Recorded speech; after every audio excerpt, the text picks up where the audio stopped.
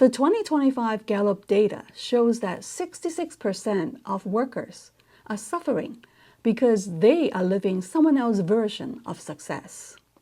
With 35% of the global workforce considering a full career pivot, we need a better strategy. In today's video, we'll look at that strategy and take a deep dive in defining your why. That is the essential first step. Hi, I'm Joyce Lee, the PhD grandma in guiding you to a resilient and flourishing life through meaningful work. First, let me share with you what happened 20 years ago. I was chasing a career title from a portfolio manager to a director within my department. I had done the pivots, I've done the hard work, and prepared well for the interview on this internal job posting. When my CIO passed me over for that promotion, I was devastated. I was angry, I was resentful. Shortly after that, I quit that job.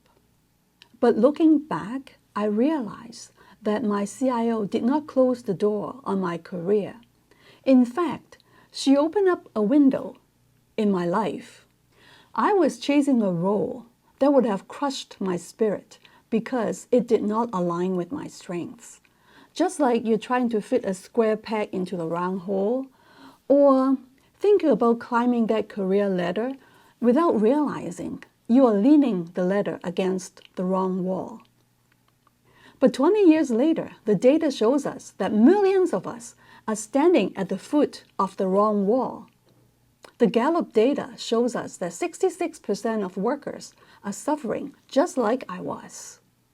They may be chasing titles or staying in jobs that their souls do not really want. Let's look at some more facts. Only 21% of workers are fully engaged. Manager engagement has plummeted to 27%. 66% of employees are suffering at work. 8% of the workers are struggling. They may be feeling stressed, burnout, or feeling the lack of support. The engagement crisis creates a perfect storm for career pivots. Well, why are so many of us looking at the exit? Well, there are two main factors. First, that's the push factor. We're facing a toxic environment and a lack of psychological safety where 34% of people are afraid to speak up. This is the suffering driving you away. Then there are the pull factors, the search for meaning, autonomy, and well-being.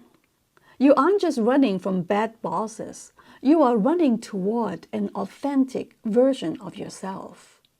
If we don't know our why, we will be chasing after what the world defines as success, which is usually a bigger paycheck, a bigger job title, or higher on the career ladder. But when you clarify your values, you can start building your own bridge towards your unique meaning and purpose, and create a career that is aligned with your true self. What is a career pivot? A career pivot is a strategic move where you leverage your existing skills and experience and move into a related role or industry rather than starting from scratch. So a pivot is different than a career startup when you just graduate from college. Think of a basketball pivot. You have one foot firmly planted in your core skills and then rotate and turn yourself towards your new opportunity, and your foot is ready to jump. In my 45-year career, I have done 4 types of pivots. An industry pivot is about taking the same role and you're moving from one industry to the other, such as from manufacturing to consumer goods, or from manufacturing to the government. Functional pivot is changing your role within the same industry. Some people call it the vertical. It's like moving from a project manager role to a project management trainer. Or someone may pivot from being a marketing manager to a sales executive role. Hybrid pivot is about changing role in industry, but keeping a common thread like moving from a government role to an NGO, or someone shifts from being a nurse in a hospital to becoming a business analyst in a health agency. Now, entrepreneurial pivot is changing from an employee to an owner. We also call that freelancing. A lot of us aspire to that autonomy, being your own boss. In this career pivot playbook, there are 6 steps mentioned. We'll focus on the first step in this video, which is to find your why. We'll touch on the second and the other steps so that we can do it in other videos. So mapping transferable skills. You also need to network quietly so that you can feel what you can gain and you can make your name known and connect with people to find out more about other industries. You run small experiments and build your bridge. So once you know the direction, then you can slowly transition towards that ultimate goal. And when you are coherent in your story, you can realize when you look back, all those little steps point to your North Star somewhere. Some people may be lucky, they pivot once and they are landing on their dream job. But for many of us, we have to do many, many moves in order to take to the optimum. But the good thing is they build on each other.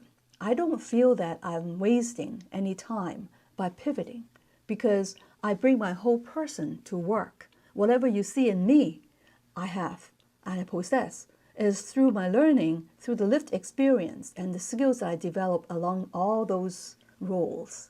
So a career pivot is a strategic and leveraged move to a new professional direction. It is not about abandoning your past. It is about redirecting your trajectory while standing on the foundation of what you already built. Now, let's look at the first step, knowing your why. That involves self-discovery. And there are many pillars in order to do the self-discovery because we need to start from the very beginning is to examine our natural environments, the traits and temperaments that we inherited or we are born with. I have a separate video that titled Discover Who I Am. I talk about exploring your personality traits and what makes you alive and what drains you. You can refer to that video later. I think for most of us, we know kind of what makes us energized. Are you a person who likes to sit down and read a book when there's a downtime? Or do you need to go out and party until you lost all the energy? So that is your temperament. The second pillar in self-discovery is about discovering your strengths. Some of you are very humble. You say, oh, I don't have many strengths. Now, I want you to think twice. All of us have strengths.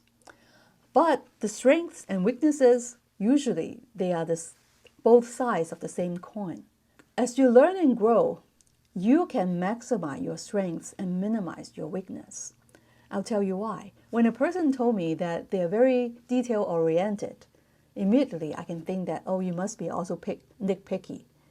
And usually what happens is when a person is facing stress, the same trait will turn into a negative. So when you're in stressful situation, your detail orientation causes you to pick holes, to make people feel very uncomfortable or be very critical. You may see things that other people may not even notice. And there are many tools out there that can help us find our strengths. We have to be careful when we are doing these assessment tools. We have to be very honest with ourselves when we're answering these questions. But always, after you get the result back from any of these assessments, ask yourself, do a gut check to see whether those really reflect what you think are your strengths. Or take it to someone that you trust, your siblings or your best friend, and ask them, do you think those are my strengths? And they will tell you, or they may smile.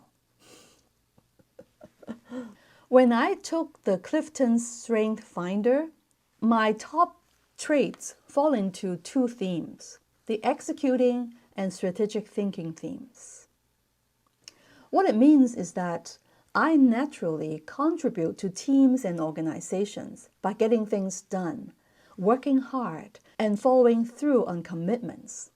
I transform ideas into reality and ensure projects are completed. That sounds pretty accurate. This is the area that I missed 20 years ago. You see, I thought I wanted the director role. However, my strength is in working with teams and also promoting their growth, and that excites me. I also am good at solving problems and organizing projects and getting it complete on time through teamwork. But being a director, I have to navigate all those corporate bureaucracies, and usually those are main part of the job. Imagine how I may be drained because of that. Working outside of your strengths all day is draining, and that's the cause of burnout. I want to ask you about which part of the job that you are having right now energizes you, and what part irritates you. And then if you do a little inventory and think about, okay, how much percentage of your time is spent on things that energize you versus things that you don't care about or things that irritates you outright. If you put me into an accountant's job today, I think I will retire tomorrow. Having clarity on your top strengths is very important because that guides you into finding the right career that you really enjoy day after day. The third pillar of self-discovery is values. You can call it the value filter. A value is something that you hold dear to your heart. Studies have found that clarifying your core values enable us to live satisfying and fulfilling lives. Our core values help us on decision making in career choices or even in prioritizing our time in our day-to-day. Here you can see a list of values that is being presented by different tools and thinkers. For me, to distill to my top 3 values means that I have to look at all those 100 words or different lists of values, maybe there are 21 or 27, and I have to prioritize them and come up with the top 3. Now that was an exhausting exercise. However, I can tell you the good news. I came out with 3 top choices. Those are my top 3 core values that I use as filters from day to day. And it makes sense to me. First value, simplicity. Second, love of learning. Third, authenticity. I can tell you a recent experience that these filters help me make a daring decision. I was able to turn down 2 program courses that I was about to sign up. Each of those training programs would cost me thousands of dollars. They are valuable. I will learn a lot for the next chapter of my career move. I'm in the preparation of another pivot. And I believe that those 2 programs will advance me to that goal. And every time I have to sign up for a course like that, I told myself that I'm giving up another cruise or another family vacation. Because it is. It cost me thousands of dollars. But why was I able to say no this time? Because I'm looking at my values. I know love of learning is high on my list. Second, my core value. So if I have the time, I would sign up for all kinds of courses because I love learning. I'm curious. On the other hand, authenticity is also high on my list. I need to stay true to myself. Family time is also important, and I need to go back home and attend to my family. And I cannot spread myself thin.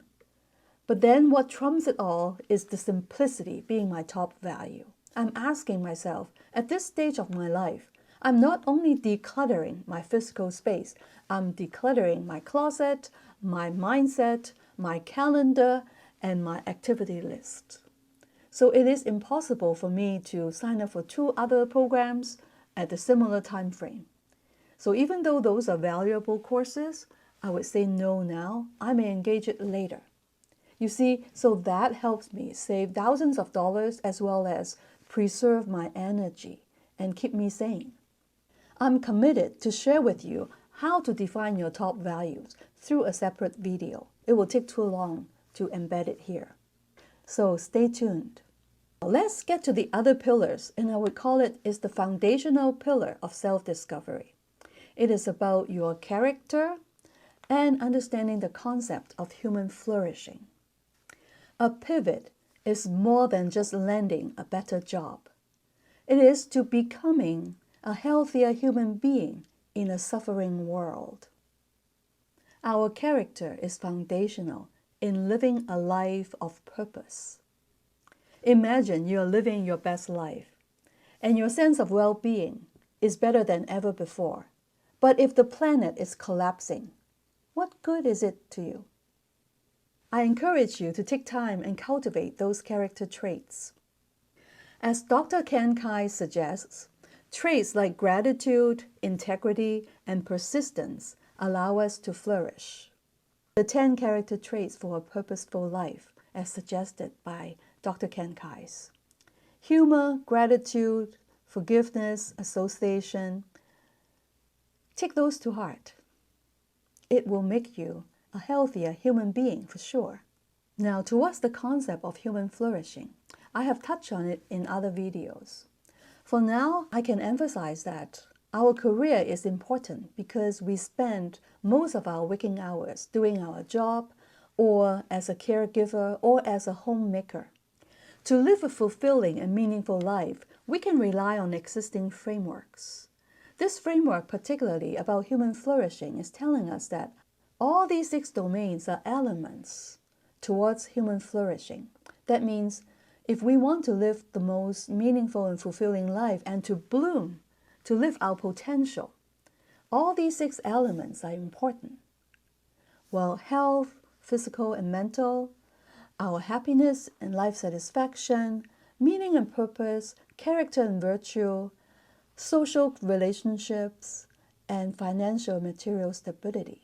A lot of times, the society only talk about happiness and consumption, buying this, buying that, and money, financial and material. We neglected all the other areas. So for now, I hope that this is something that you would spend some time thinking about. I have talked a lot. Thank you for being here with me. Are you one of the 35% of workers that are thinking about a career pivot? If so, what is the one area that you are seeking to change or explore deeper? I would love to hear your comments. Let's start building that bridge towards the most meaningful and fulfilling career together.